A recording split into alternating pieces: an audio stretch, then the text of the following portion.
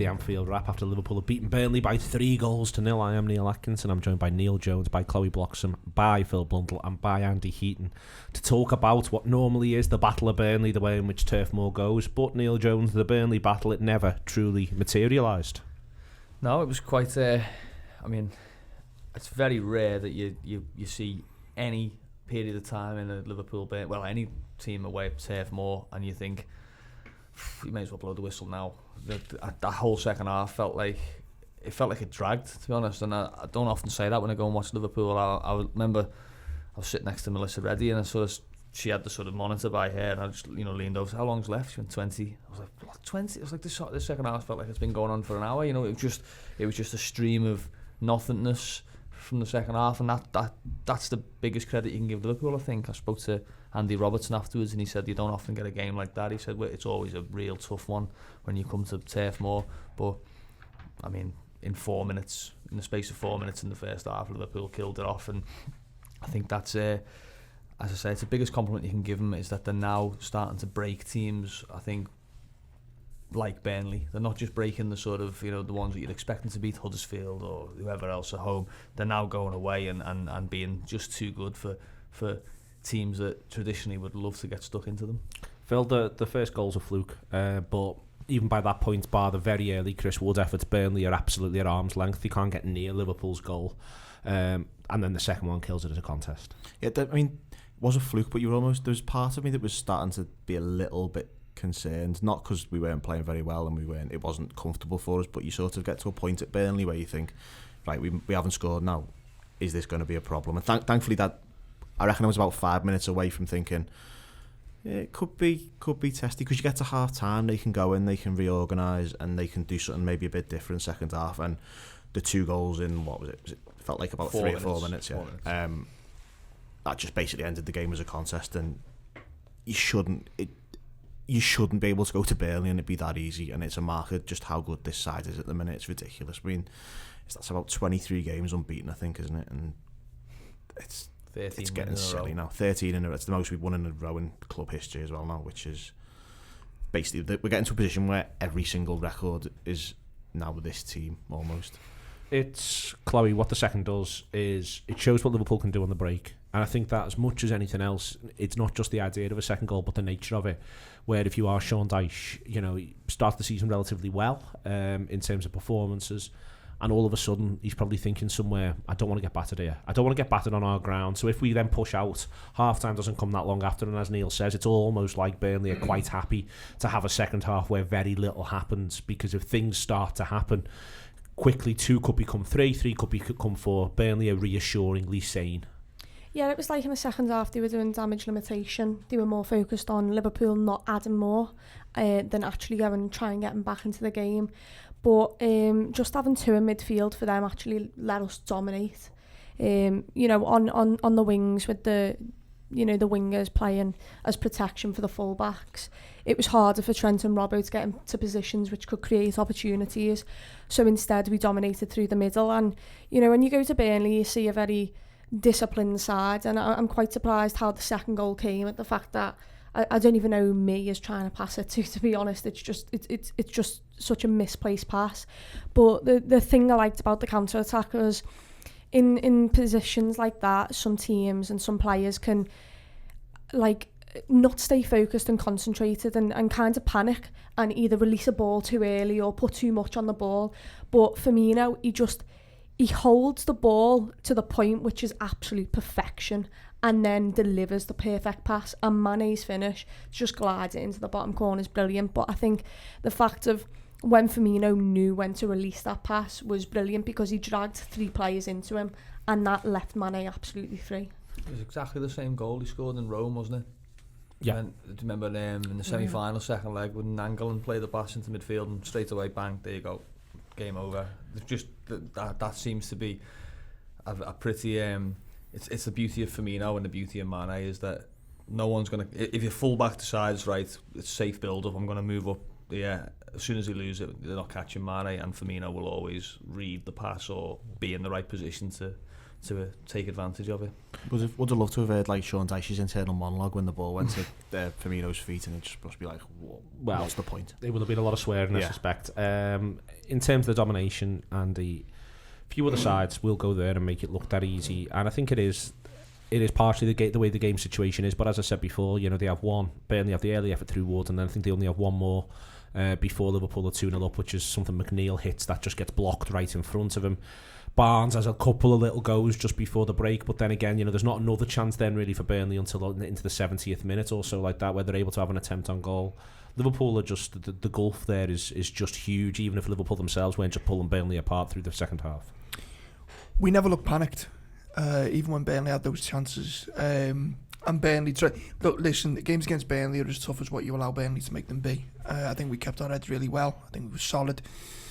I think once we go one up, it then becomes a game of football as opposed to a war of attrition. Whereas previously, I think sides could get at Anfield a little bit. We could panic a little bit and maybe think, we don't really want any of this. There's a bit of panic in the box, a lack of discipline. Actually, I had a little look at this because the easy answer, and I surprised myself. I was looking because previously, Burnley, you go there and you're thinking, to get in amongst it, they might bully us a little bit. We've all been there.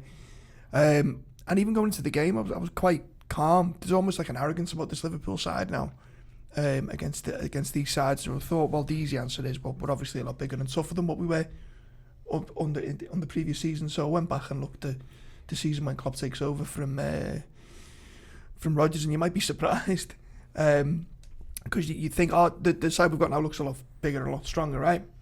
So you go through. There was actually more height in the Rodgers team, believe it or not. So you go through the team now. You get Mingele 6'4", Saka. I looked at the central part of the pitch, and I looked at the players who you consider would be first team at that time, right? So you've got Mingele, Saka, Skrtel, Lovren, Emre Can, Henderson, Steven Gerrard, Sturridge, all over 6 foot. Gerrard wasn't there when Klopp took over. No, at the start. This is Boxing Day. This is 2015. Yeah, Boxing Day 2015. Okay. Sterling scored 1-0. Yeah. And then you look at what we've got now. You got Alisson, Van Dijk, Gomez, Matt. Basically, the point I'm making is you got Emre Can there at 6'1", and Wijnaldum's 5'8". But I know I'd rather go for the defensive header an aggressive header in midfield, and be Wijnaldum every time. I just think we talk about the mentality monster thing and the aggression in that side. If you think of the visits, so you think Klopp's 3 visits before this weekend, they had 16-17 season, early season. I looked at that team. I think they've only got. I think they had 3 starters in this team. I think it was Henderson, Wijnaldum, and Mane. No, Mane didn't start. Actually, no, he played at Arsenal. He was left out. Firmino, yeah. And then they lost 2-0. Second season, New Year's Day, Mignolet was in goal. Van Dijk had signed, but he hadn't played. Yeah, you think he signed that day. It's Lovren and Klavan at centre half. Yeah, Lovren and Klavan. So, and then last season, they left out the entire front 3. They rotated after the Everton game, so they haven't gone to Burnley with the full artillery. And this is the first time they've done it, and this is what's happened. This is what I'm saying. So, like, you look at, and we all know Van Dijk's a huge specimen of a man, but he walks at his height. He walks at his height, and Matip's more likely. And Fabinho as well. Fabinho at his height. I mean, the biggest example we were talking to Phil about, and not to dig him out, but you look at Sam Mignolet versus Alisson. Mignolet's actually the taller bloke, but if you put the 2 fellas in the frame of a goal, and that's who's the bigger, Yeah. It goes without saying. And I just think that we talk about the mentality monsters thing, but I don't know whether it's the cart before the horse, but I just think that Liverpool is so much better equipped now, mentally as well as physically, to compete with these type of games. Yeah, there's a lot of evolution in this team, I think, from the last 2 or 3 years, because we've gone there, and as Neil's said, we've changed the team completely, but it's controlled as well. It's not just a case of we're better at football than them. We've sort of stopped any sort of issues that they might bring to the table. Like, there was no balls. I don't remember that many balls that Van Dijk and Matip had to deal with. I might be completely remembering this wrong, but it wasn't like there was no barrage of pressure, which it felt really, really odd. And it was a bit strange as a whole the game actually. I thought one of the things I noticed, Neil, was the number of times, for instance, Van Dijk just clears the ball.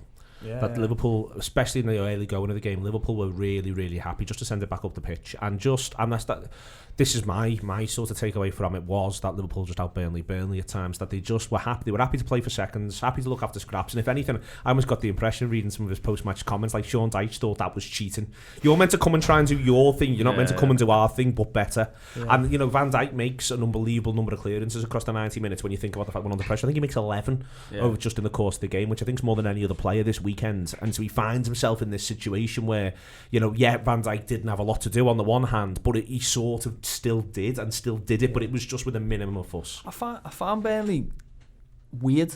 Every time I see them, I quite like Burnley as a everything about them, to be honest. I think as a concept. Yeah, I think I like them as a Premier League club. I think it's good they're there. Yeah. I wouldn't like to see them go down. Put it that way. There's other clubs I'd like to see go. I think the fans get involved. I mean, the fans are a bit mad, but they get involved with the team. They really do back the team, and I think that's always good. But they play with two target men, loosely speaking. I think it's over-egged how good target men they are. But they play like as if they're Jamie Vardy. So they play everything behind, and the two slow fellas running after it. And they have, and you think like, why don't you play two Jamie Vardys and try and play like that? Because you're quite good at you often get the ball in behind and get centre backs turned, but it's Ashley Barnes lumbering after it, and you think, seems like a bit of a waste, to be honest. And I do also think that for all that, Ashley Barnes is like sort of fearless striker that will rough anyone up. I think he's terrified of Van Dijk. I think he doesn't want to go near him. He got sucked off. He's the man in form, and that says everything about what Burnley was thinking. Just to go back to you on that, Neil, I thought he was losing his head a bit, Barnes, and I think there's a bit of a thing there where I think Dyche was looking at it like, because he wasn't getting a kick and he couldn't get in the game, and as you say, that thing there. But I think that's part of. So what I think Liverpool do really well, when I mentioned before Van Dijk's clearances, is they almost just send it back to Burnley at times and say, have another go. Yeah. And it's almost like the reason why is at some point you'll have another go and you'll give it back to us quite cheaply, and then suddenly we'll be back in and we'll win the right second ball. Exactly, that was it. It's if you want to play launch it in behind, we've got people who can run in behind. You haven't, and we've got centre halves who can clear it 9 times out of 10 perfectly where it needs to go, and you haven't. You've got Ben Mees and James Tarkowski's who will shank one in the end, and we've got people who'll pick up the second ball. They won 3 headers between them in the whole 90 minutes. I think Wood won 1 header, and it was against Trent in the whole game, and Barnes won 2, which I don't really recall him winning. I think he was probably just he sort of got his body in and moved someone out the way. But 3 headers in 90 minutes, the 2 strikers who everyone was saying, this is going to be a big test for Matip and Van Dijk. Well, they passed it. I thought, it's funny you mentioned Barnes there. I thought the pair of them were running the risk of losing their heads and possibly even getting sent off at some point, because every ball that was coming forward, you used to see talk about Van Dijk, you used to see centre halves competing and getting the body in position and trying to jostle, whereas Van Dijk just stands still. He goes, I'm going to stand here and I'm going to win this header, and you can do what you want. I mean, the amount of times where they're climbing over the back of him, and he's just nodding it forward. Talking about the heads, just going back to what I was saying about the fight as well, I thought one thing we did do was recycle the ball, really hype the pitch, really, really well. The amount of bits and pieces you were saying, they were going to shank it. I mean, I thought Sadio Mane was fantastic at that. He won 2 interceptions off the Ben Mee and the other centre and Tarkowski, considering he's 5 foot whatever. Neil, I want to ask you a question. We were talking last week about the goalkeeper's distribution and what they might do because he hasn't got the length of Alisson. Did you see what they done more? Yep. They played it short. There was a lot more short stuff, but also when he did go long, he went into the corners, almost like Pickford against us. For Allardyce, he wasn't going straight down over. He was playing to almost towards the benches or the other side of the pitch, and I thought that negated a lot of what they might try and do to try and win the heads and get it back into our area. I think that was definitely Liverpool. As I say, Liverpool, and they do with Chloe during the game, they decide that we're just not going to take any chances. We don't need to. We know, and I think that this is when we talk about Liverpool not panicking and use that sort of language. Liverpool know that if they keep the game in a relatively neutral state, that at some point the ball will break for them, and when it does, they'll be more than good enough. And in the end, the opening goal we've already referred to, it is, it's a fluke. It is just a fluke. But they know that with those 2 centre backs, with Fabinho just in front, and then with Wijnaldum and Henderson, this crisscross sort of 5, if you know what I mean, that they're in a position to just say, well, the game's going to come to us at some sort of point, and they arguably force it at 1-0 a little bit, But at 0-0 and at 2-0, Liverpool just cruised through the game.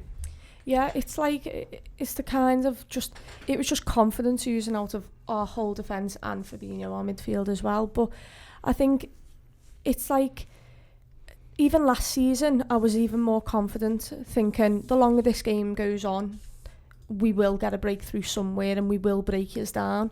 And I feel like on Saturday, it was more like the sense of, yeah, Burnley, you can have the ball all you want. And we know that at some stage you will eventually mess up. And then our counter-attack is that good that we can easily capitalise on this. And it happened with Ben Mee for the second goal. It was just a random error that we easily capitalised on. But for the whole game, we controlled it. We won every ball. I was sat there, and even though Van Dijk didn't do nothing, I was absolutely astonished by how good he played, even though all he was doing was heading on a ball or hoofing it away. But the fact of, to know that you're up against a very physical side, and the fact that we basically just played them at their own game and came away 3-0 in cruise control, it was a great game for us, especially when maybe a couple of seasons ago we wouldn't have won it. The midfield, Phil, we talk about the midfield. We had to talk. There's two contexts where I think Liverpool's midfield gets discussed, and this game, I think, is arguably the third. There's one context when it doesn't work, when the high wire actor play in the midfield three and something goes a little bit wrong, the opposition do well, the shape's just not quite right, and we then come on the show and we say for an hour, my God, they couldn't quite get themselves into the game until half time or until 60 or etc, etc. The second way we do it is when somebody plays an absolute blinder. We say X was brilliant, you couldn't live with him that day. That happens a little bit less given what Klopp asks of his midfield. I think that this is the third type, which is it works perfectly.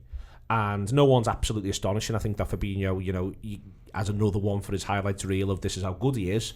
But I think that on the whole, what you actually see there is between Henderson, Wijnaldum and Fabinho, they're able to absolutely dominate the game against that Burnley midfield in a way which, without any of them having to be Piqué or Gerrard.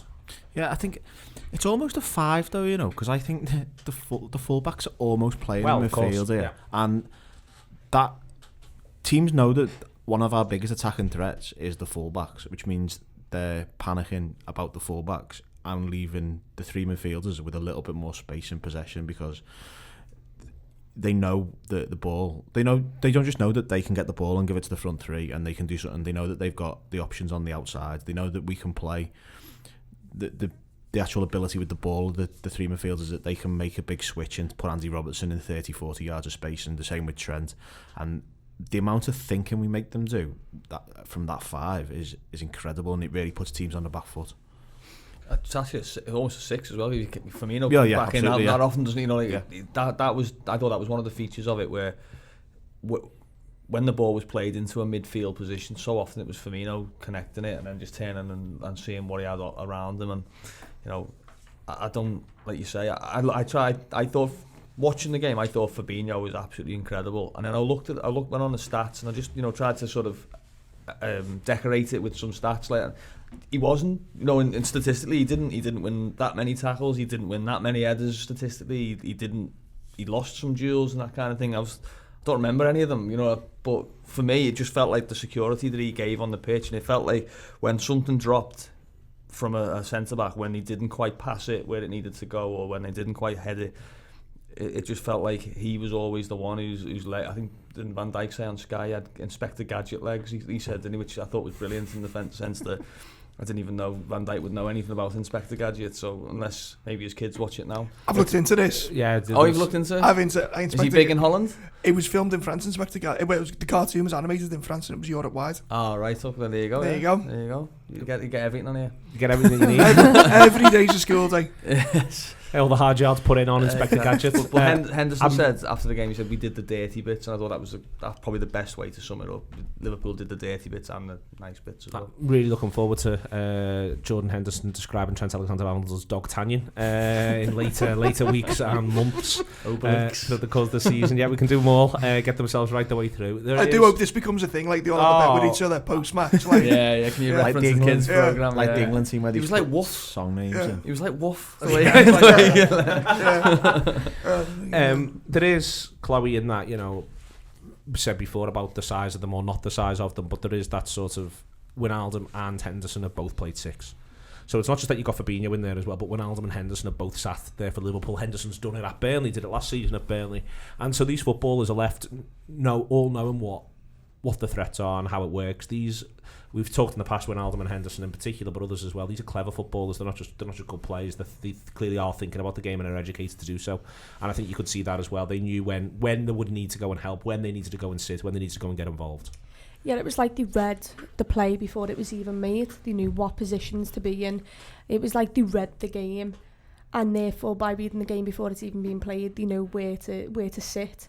And at times you can see obviously Hendo running forward like we did against Southampton last year, which was, he's got the liability that he can now run forward now with Gini holding when he goes.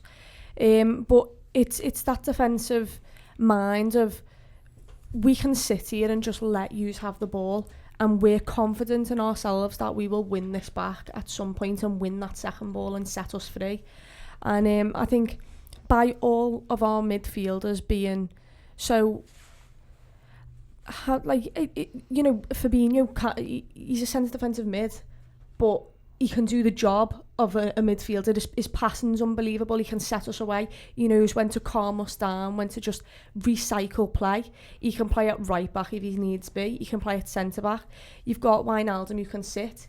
He can be an attacking mind, get us on the front foot. And then you've got Henderson who just is the captain and does everything for the team. It's one, Phil, where Chloe's saying there, and I think it is.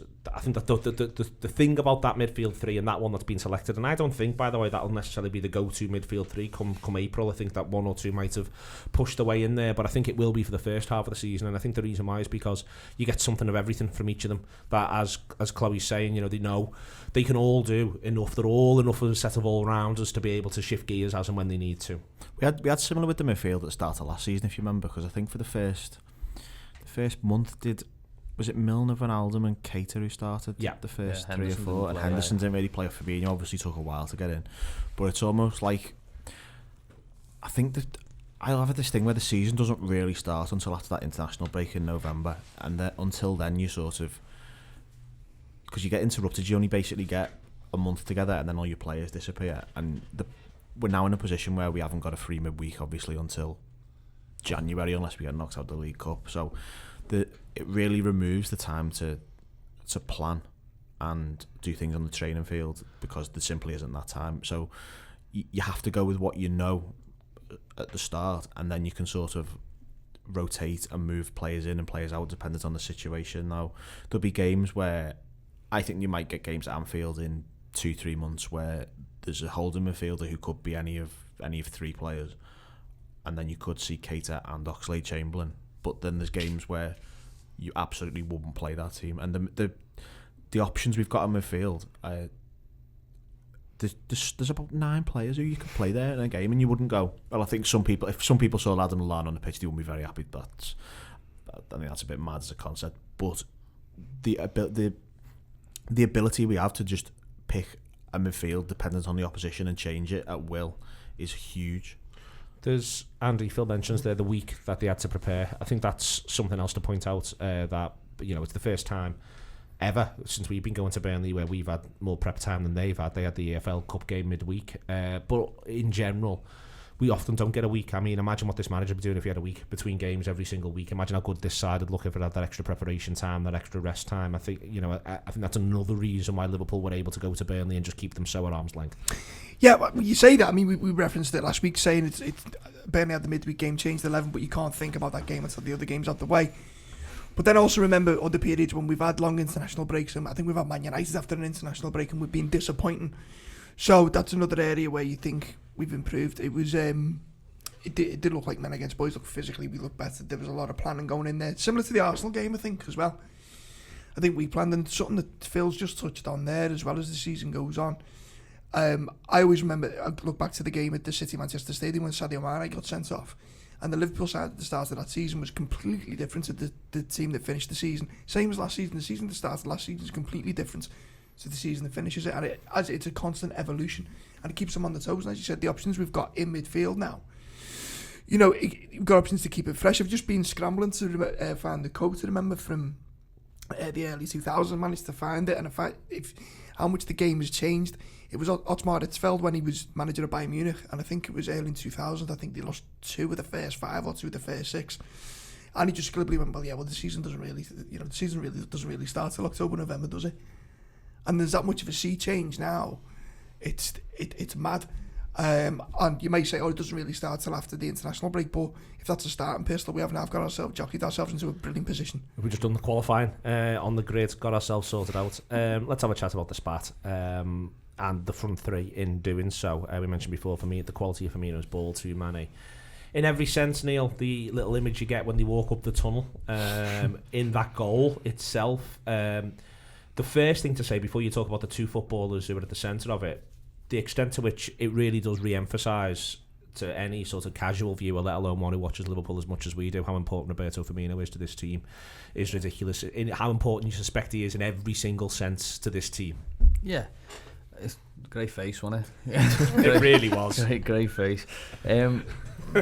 Look, you said you call it the spat, and it was a spat. It's not in anything lingering. I can assure you of that. It won't be anything further.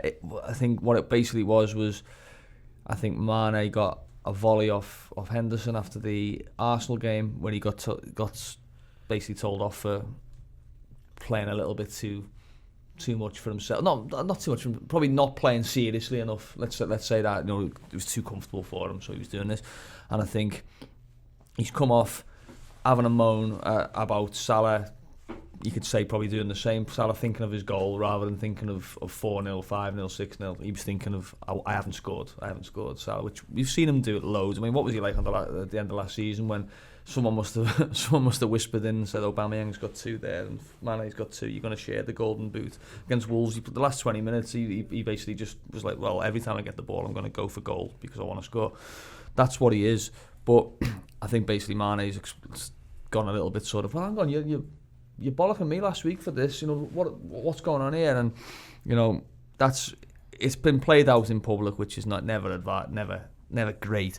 But really, it's not. It's nothing. Liverpool have won 3-0, and I said to someone was moaning about basically saying they'd rather have drawn the game and that not happen because that hints at wider problems. That was what someone was saying. I was like, well, if the biggest thing you've got to moan about is you've just beat Burnley 3-0. Your club's in pretty rude health, isn't it? If that happens on the pitch, no one gives a shit. Yeah. And I'd tell you exactly what, because earlier in the first half, Henderson turns around and volleys Trent over something. Yeah. And no one's talking about it. And there was venom in what ended. I don't know what it was over. Yeah. But he's turning around and he's giving him a bollock. If that happens on the pitch, no one really gives a shit. But it's been a perfect storm, Mane. Mane's just missed a chance. If he gets subbed 5 minutes later, nothing happens. Yeah. It's just because it's instantly after. And the other side of it is, I want them to be at each other. All right, maybe not in front of the camera lens where everyone go mad on Twitter or social media as a whole and make a big thing out of what I want that. I want them digging each other out. And the Firmino thing as well. I mean, I've pulled that face before, I think, coming into our office a couple of times. Hashtag just saying, yeah. For me, it's not. And, not just as Jurgen Klopp made light of it, Firmino's made light of it, then Salah also put a video of it on his story on Instagram with laughing faces. I don't think, and if you think for a second that Jurgen would just let it sit there and not actually sort it out, I mean, it's unbelievable. It's a situation where should Salah have passed? Yeah, but when you've got 2 players who are as good as Mane and Salah, and they're both going to go for golden boot, you're not going to get like where Firmino will pass and he doesn't really care about goals. Those 2 definitely do, and Salah always wants to contribute. And I think it was something like the most assists to Mane is actually Salah with like 12 or something like that. And I think it's just in the heat of the moment, Mane's got a bit too frustrated and it's been out in the public eye, and then the media has then made it even more exaggerated than it should have been. But I think behind the scenes it's all fizzled out now. I think the big question is, does he slide him in at 1-0? 0-0, sorry. Does he slide him in? I think he would have done. Probably, yeah. Yeah. I think that's one big question. The other one, though, Phil, to be fair, we've spent a lot of the summer wanting Liverpool, me especially, me as much as anyone, wanting Liverpool to add to the front 3. And I think that this maybe is a bit of a window on the fact that the manager has got a little bit of a balancing act. He really does have. These are the two in particular. But I think that Firmino, wants to see Liverpool succeed. But he likes a no-look goal, for instance. I think that there is a thing here where it will have taken some balancing. It will take some managing. It always will. I mean, that's literally the manager's job, is to manage them. But we can quite glibly say, get another boss player in for the front three. But you don't quite know what the knock-on effects of that might be when, they all want to play. And I think that the other thing about Mane is I suspect Mane isn't happy about Salah, but I suspect he's also not happy about being subbed, because he's thinking to himself, I can get another goal here. I'm enjoying myself, and he's now getting the hook. And I think Salah doesn't like to be substituted either. There's lots of attackers who, when the 3-0 up in games, don't want to come off because you want to be able to knock the ball in the back of the net, and the manager's got all this to deal with all the time. Yeah, they basically just want to score as many goals as possible, and in Mane's head, all his thought is, I have more chance of scoring than him, so pass me the ball. It's probably a really simplistic thing that just looks. You get into a position where it just looks something that it very much isn't, and I'm quite. Did Firmino come off on Saturday as well? Was it? Yeah, he came off the same time. So the other two of them came off as well. Which it was Firmino trying to calm him down, wasn't it? Yes, of course it was. At first, I didn't think Firmino had a clue what was going on. He was chatting, drinking his drink, and Mane was kicking off. It was Milner who originally moved, wasn't it? He got up, went and sat next to Mane and was like cuddling him, telling him to calm down. It's an interesting way of managing the squad though now, isn't it? Because there's a position where they would never really come off, and I don't know if you remember in 13-14, for example, Suarez and Sturridge basically just stayed on all the time. I mean, I know we didn't have European football then, so it wasn't quite as pressing, but he stayed on all the time. And now I don't think they've all three finished the game, have they, together? I think one of them's come off in all four. At least one of them's come off in all 4 games so far. I think one of the reassurance. Sorry, Phil, I thought you finished. Okay. One of the things I took from it, reflecting on it yesterday on a lovely Sunday, was how much it appears that there's not a hierarchy there. Because if there was a hierarchy there, you'd expect Mane to just accept it and trudge off with his shoulders dropped, where they obviously feel equal parts the same, and it could have. And I think Salah's been pulled off before as well, and the other two being left on the pitch. And I think that from a squad point of view is really encouraging to see. If we're trying to look at it from a different point of view, because so many times with so many teams now, you look at the Neymar and Ronaldo when he was at Madrid, he was the godhead, cannot be questioned. Or Gerrard at Liverpool. There was players at Liverpool who wouldn't pass the ball to someone else if Gerrard was near them. Not because Gerrard would demand it, but just because they were sort of in hero worship towards him. There isn't that, is that? Well, there's so many that you can be in hero worship towards, I suppose, that you look wherever you go. They will want to both succeed, Neil, and I think they'll have at the centre that Liverpool need to succeed for them to succeed. So it is the way football works, that they are in this together. But it is maybe worth ever so slightly reflecting on, even things we know from the way the managers acted how important, for instance, African Player of the Year is to these two footballers. They both got to go to the ceremony, even though it's awkwardly timed. Well, they'll both be up for that again. They are in competition with one another. They tied for the Golden Boot last season. And yeah, football is a team game, and I'm sure that all of it pales into insignificance next to lifting up the Champions League. But there is there's room for a little bit of this, as Andy says. He quite likes to see it. There is room for a little bit of this, and it is achingly possible for these two to end up in that place a tiny little bit. Yeah, definitely. Well, who are the greatest of the last 15 years? One of them is absolutely 100% driven by the fact that on his Wikipedia page it says he's European Player of the Year, or he's Golden Boot winner, or he's this or that. That's not a bad fuel to have. It might not be as good as the guy who would sacrifice every last drop of his body for the cause of the team, but at the same time he is sort of doing that. Ronaldo, I'm talking about Ronaldo obviously, but Salah is of that ilk. I think Salah is driven by the fact that he's got billboards around the world, and he's on the cover of GQ magazine, and he's this and that, and he is an icon, for a nation, not just for Liverpool. So I don't see there's any problem there. Mane is less. I think he's less overtly interested in that kind of thing, but I don't think his desires any less than Salah's to do that. But look, it shows how boring Liverpool have made the Premier League at the moment, doesn't it? That this is even a thing. Same with Guardiola and Aguero a few weeks back, wasn't it? Where it became an issue, which wasn't. I think Aguero, what did he get 2 at the weekend? It's obviously not. It's obviously not. Scored a goal every 45 minutes this season. Yeah, he's fine. Don't forget as well the amount of players who've thrived on that kind of relationship. I'm not saying that's the case with Salah and Mane now. Keane and Ferguson, Sheringham and Cole as well, wasn't it? Yeah. You know, but you look at captain and manager. Roy Keane's whole career with everyone. Ferguson's whole career with everyone as manager. You know, got conflict out of it. So I don't know. There's no worry there for me. 12 points from 4 games, Chloe. 13 consecutive league wins. It is, when Neil said before, you know, he asks the question a little bit, Liverpool boring. They are currently so good and so far ahead of everybody that they're facing. You feel as though they've not really been properly tested yet. It's 4 games in. One of them was against Arsenal, and you just don't feel as though anyone, maybe Chelsea for a period of time in the Super Cup, you don't feel as though, even though at the times they haven't been brilliant, sides just can't get near them. Yeah, it feels like you're running out of words for them, because what seems like boring, because we're just constantly winning. It's just they set new standards every single game, and they keep hitting them. The Super Cup, we did look a bit off it, but once again, you know, it just being the start of the season, I think we just played Norwich, hadn't we?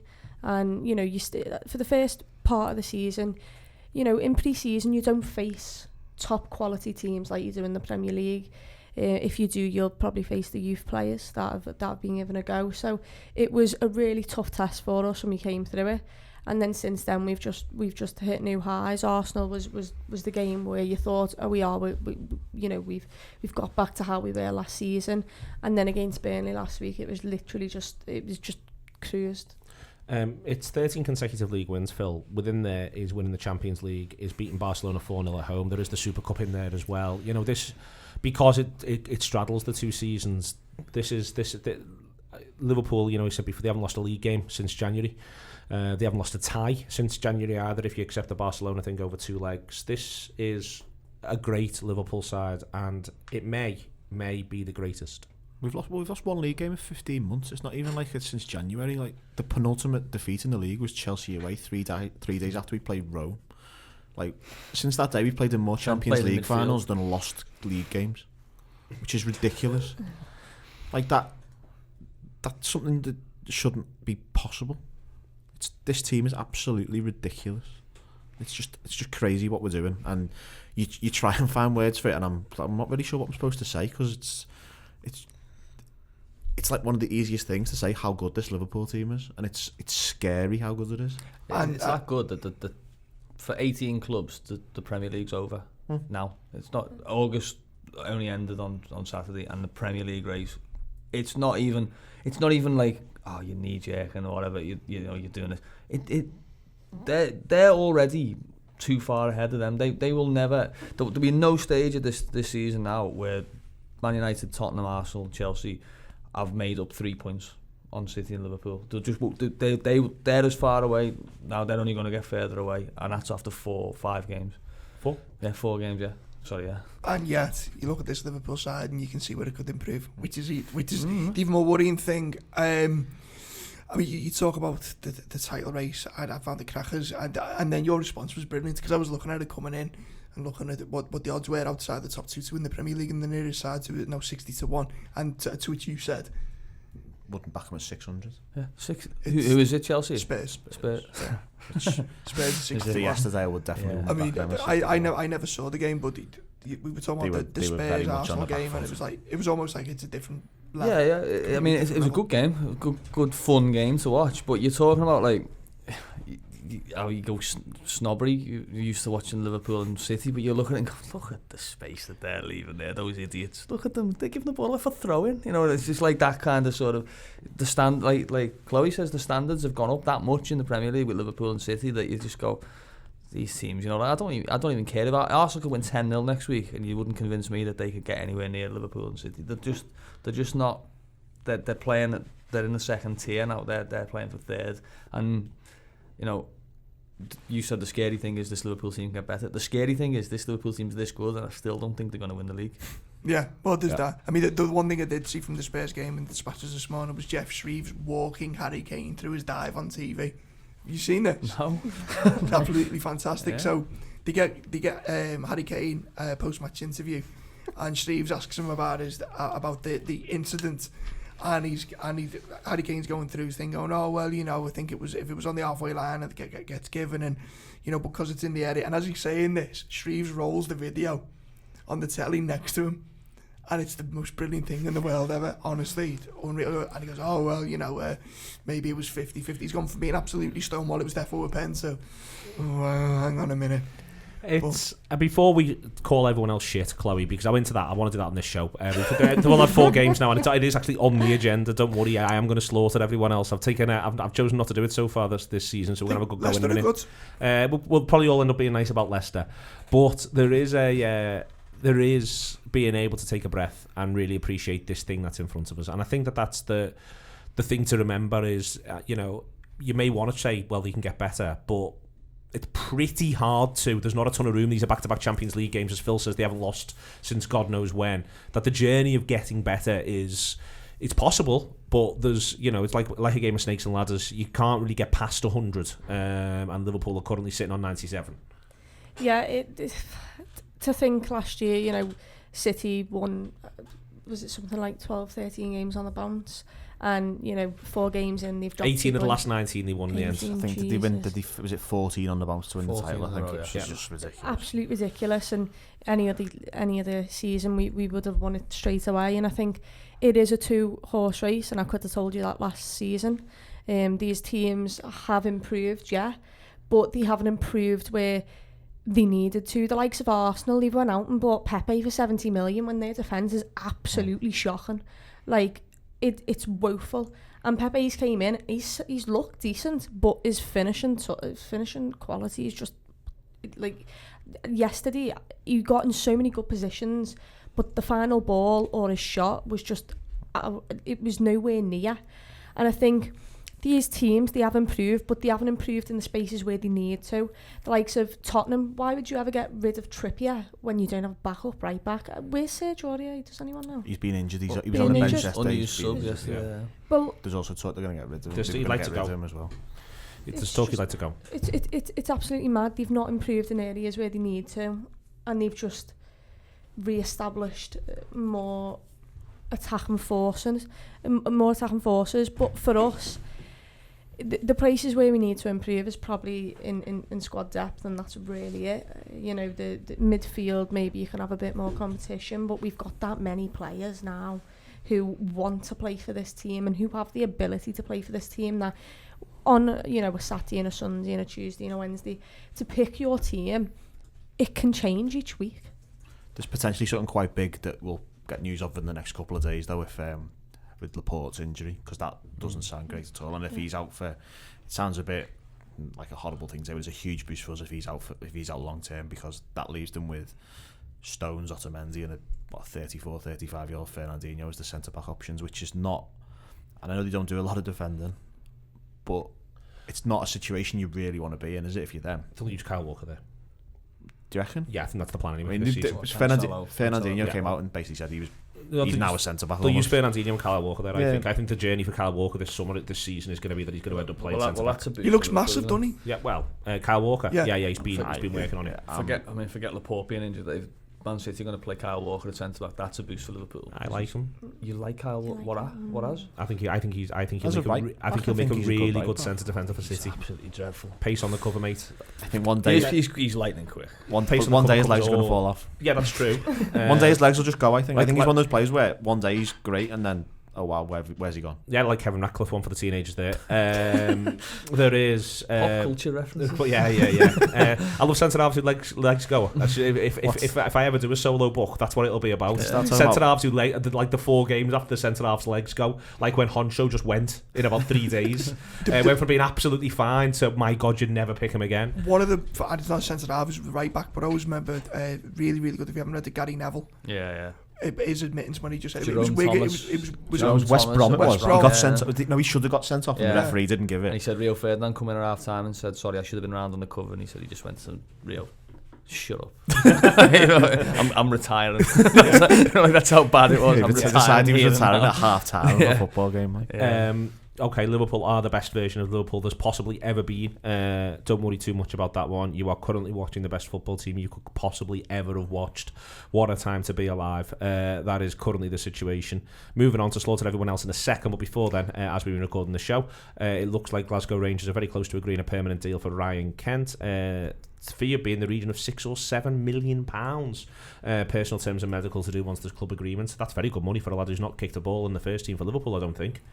He's played one FA Cup game, Exeter, which I think I was on the bench for. You were in the squad, and Jose Enrique was playing centre back with Thiago Ilori. And Christian Benteke was captain. Benteke was captain, yeah. I was about you've ruined that. I was about to throw that out was as that a a quiz trivia question? Yeah. Sorry. But yeah, he's wanted out, and he's been down. And he should want out, by the way. He should want out. Yeah, I mean, he's got to go play. 22, He's got 22. He's got to go and play football. Yeah, he actually played for his career. I reckon he's played over 100 games now. You're in right. His career. Yeah, he's had four or five loans. Not all of them have worked out, but yeah, good money for him. I know Bruges were another team who were dead keen to sign him. Must have had a glowing recommendation of Simon Mignolet.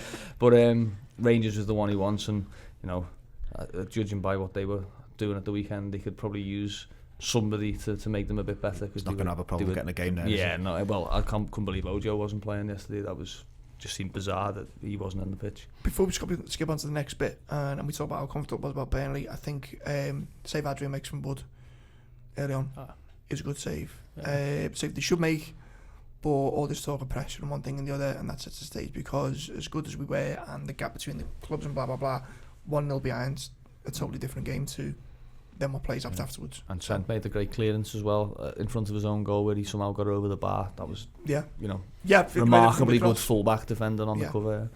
Did you get onto Adrian celebrating the goals, by the way? I didn't get onto Absolutely loves it. Yeah, bang into it. I've never seen a goalkeeper celebrate goals like that. Even it's more than Pepe Reina used to celebrate goals. And that man once ran the length of a field to celebrate with David and goal. As much as he loves a denim overshirt, he loved the clean sheets as well. Just on that note, he loved the clean sheets as well. That's massive, understandably so. Because he makes the late save from Rodriguez as well as part. Because at that point it would have just gone 3-1. It wouldn't have mattered in theory, but it mattered massively to him and to his teammates on that. Kent going there then, Phil, as I say, he's only ever played one game for Liverpool, but what it shows is that the Liverpool policy around what they've been doing with these loan players shows that they're able to command big fees. Yeah, I mean, you theoretically you loan people out for two reasons, don't you? You either put them in a shop window or you're getting them experience, and he's the foreman of those two methods. And we sent him out. Did he go somewhere? Did he go to Germany? He went to Germany as well, didn't he? Freiburg, and then I think that didn't work, and he went to Bristol City maybe. And then he spent last season at Rangers, and he won Young Scottish Player of the Year, didn't he? Yeah. Young player. Did he? Yeah, he was Young Player of the Year, last year, and he was in the Team of the Year as well. Yeah. So it's obviously he's been able to go there and go, look, this is what I'm about, and it's worked for everyone's benefit, I think, because the chances of him actually making it at Liverpool were very slim. Because it's at the end of the day, how old is he now? He's 22, 23. If you're on loan at Rangers at the age of 22, 23, it's not very likely that you're going to come back and be a first team player with this Liverpool team, is it? So we've got 7 million for him. He's getting first team football at somewhere where Rangers he's clearly good enough for. Rangers will play him. It's the best, and it's a great example to other people who go out on loan as well, because it's a good move. Rangers, he's playing in Europe, big crowds. They've got a chance of winning a title. I mean, I think Celtic are obviously going to win it, but they'll probably be second. They might give them a run for the money, but it's a proper move. And it says to players that, okay, you might not make it at Liverpool, but if you go out and work and have the right attitude, you'll get a move like that. And that's if you're not going to make it at Liverpool, that's the next best thing for them. All right then, let's slaughter everyone else, Chloe. United, Spurs, Chelsea not making up 7 points, as Neil said, on Liverpool at this stage of proceedings. That gap's only going to go one way. It's not going to go the other way.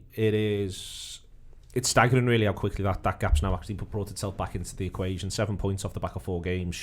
We shouldn't be talking about this. And yeah, to be fair to Tottenham, they've had 2 difficult away games. 2 of the 3 toughest away games they'll have all season are Arsenal, Manchester City and Liverpool. They haven't had us yet, but they've had 2 of them. So they have got slight mitigating factors. But the gulf isn't just in results, it's also in performances. They look miles away. Yeah, against Aston Villa that first half, they were dominated. In the second half, they managed to come back into it, which was quite lucky. The likes of Arsenal, great going forward, shambles defensively. Chelsea, they can get themselves in front. They just then don't know how to close up shop. They don't know how to defend a lead. It's like they don't have any leaders on the pitch to say, this is what we need to do. Keep disciplined and keep focused.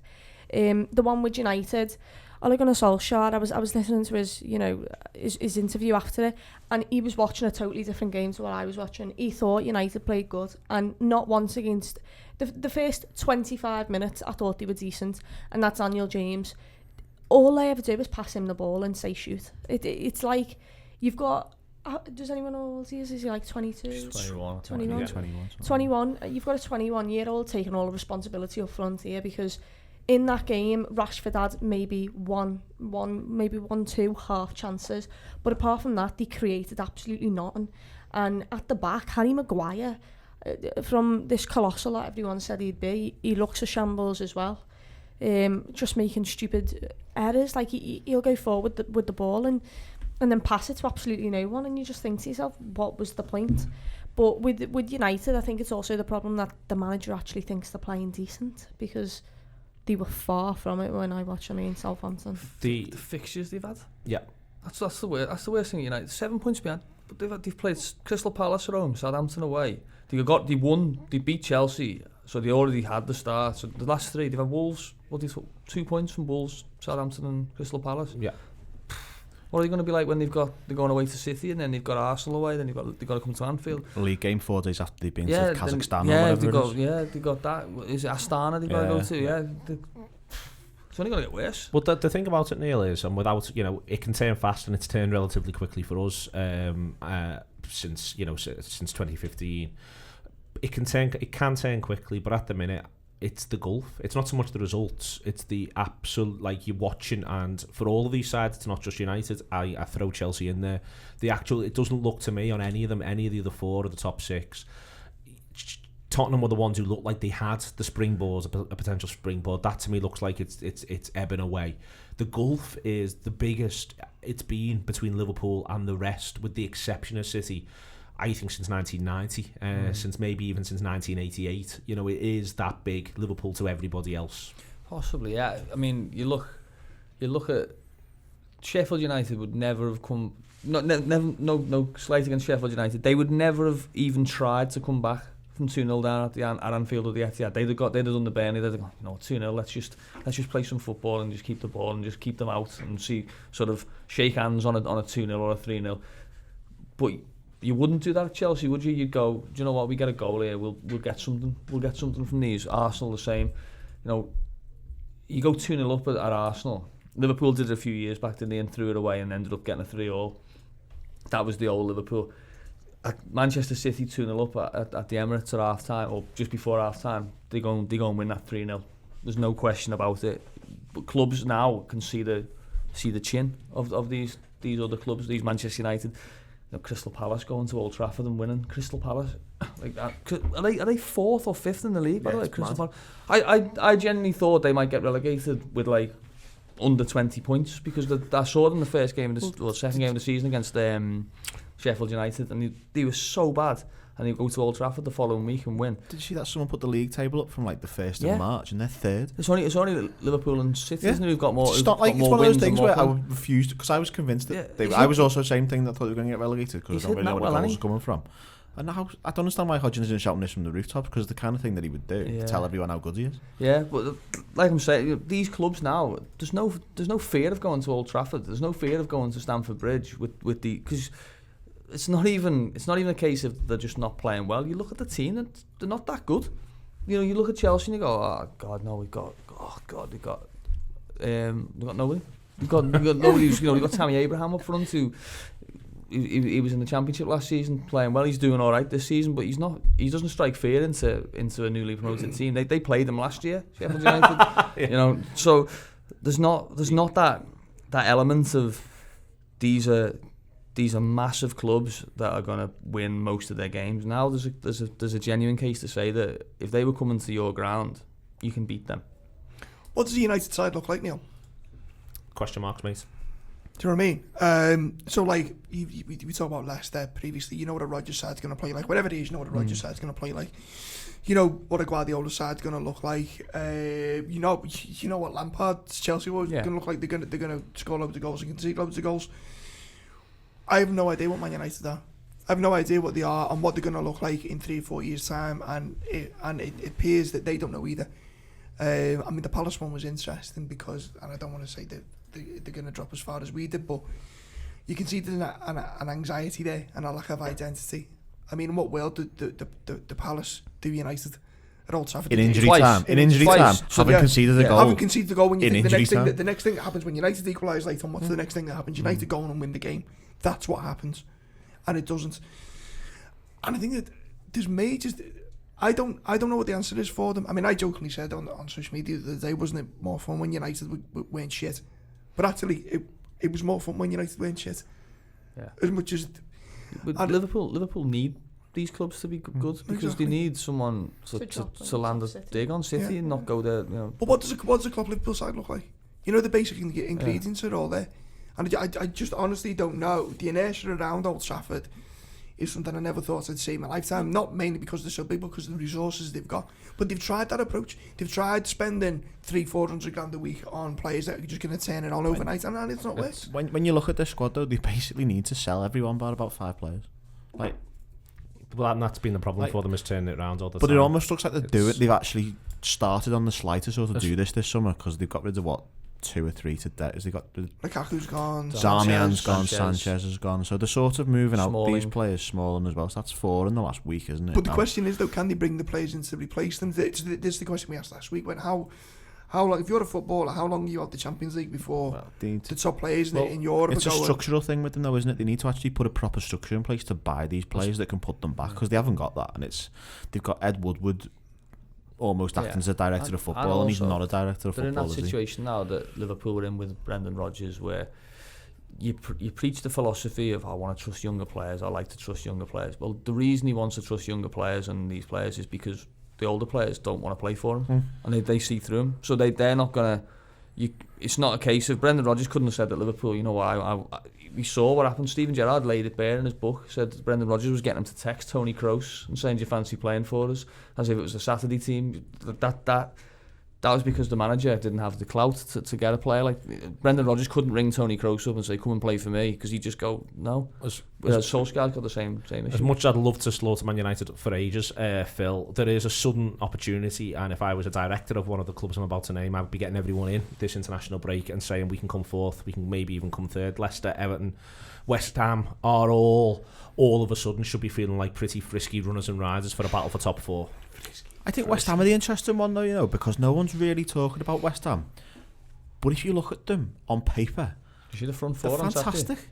The front 4 on Saturday. Yarmolenko, Lanzini, Anderson and Haller. And that's with that Fournier. They brought him from Spain. There's Declan Rice in midfield. Yeah. There's the evergreen promise of Jack Wilshere. Mark Noble's still there. Like, you can say what you want about Mark Noble, but he's a decent Premier League footballer who knows what he's about and what his team are about. And then Issa Diop's a really good centre back. Fredericks has started the season well. The goalkeeper's the goalkeeper. I mean, the goalkeeper's arguably the 3rd best in the league. Well, 4th best if you say. I mean, De Gea's obviously not what he was 2-3 years ago, but Fabianski's not that far behind the top 3 goalkeepers in terms of what he brings to West Ham. Like, they're surprising, and I mean, Wolves look a bit. I think Wolves might have a bit of a 13th, 14th in them this season, to be honest with Europe. But I think they might do quite well in Europe. Well, I think if you're Wolves, you probably decide before the season your best way may well have been Europa League. Now, that might now be inaccurate in terms of getting to the Champions. That might actually now be inaccurate. It might have been an inaccurate decision or assessment. But my point is, Chloe, is that all these sides that I've just mentioned, Everton, Leicester, West Ham, if Phil wants to lash Wolves into the equation, he's more than happy to do so. I think as I was doing... Knocking them out. I think a lot of people would put him in, but I was saying the complete opposite. I'm getting rid of them now as well. Yeah, it's those 3, I think, who would feel as though there's a real chance here to target that top 4. Yeah, definitely, because, you know, the bigger 6 from years ago aren't capitalising on anything. And the thing with Everton is, you know, Aston Villa, they looked absolutely shocking against, but, you know, Wolves came to them, and I thought, you know, I thought Wolves would at least get a draw out of that game, but, you know, they've managed to pick it out and get all the 3 points. And I think Everton, even though they're very inconsistent. I think they can challenge for at least top 6, maybe top 4, I don't know. But the main one I'm focused on is Leicester, because not just am I like looking at the team and thinking, wow, I'm also really liking their style of play. I think it was Jamie Carragher who came out and said we should be looking into Maddison. I think Maddison's a class player. Vardy, you know, he makes things look simple. Like all he does is a direct run and he's in through on goal. And just the timing of his run was perfect. The goal that he scored, that chip, did anyone see it? It was sublime. I like the second goal as well, where it was a proper Predators goal, where he just sort of dangled his leg out and it ends up in the goal. And did that Turkish lad at centre half looks quite good as well. I can't for the life of me pronounce his name. Soyuncu, but he looks. You can see why they didn't bother replacing Harry Maguire. Got a good head, haven't he? Yeah. You know, I think they probably need a goalie, but he's a bit of a club legend, I like isn't him, he? you know. Yeah. Yeah. He reminds me of Paul Robinson. There's loads of goals in that you go, how's that gone in? I don't know. I still think that I'll go back when he was on a free from Leeds and we signed Sam Mignolet. I was like, I really like. Look, the lad's got a Premier League medal in his and you don't win the league unless you're right. And then who else is doing it? This is the thing with the goalkeepers, not to move the conversation along, but outside the established order, who is there? Yeah, there just isn't. But Leicester are good at getting sort of decent European players, you know, aren't they, that you say, they've done well to get him. So I'm sure they could find someone, and they're going to have to at some point because he's wrong side of 30 anyway, isn't he? But they've just got good players, haven't they? They have got good players. But Liverpool have got the best players. A fantastic victory against Burnley. Liverpool did the absolute business. The rest of the Premier League's looking on in awe. The Reds are too good.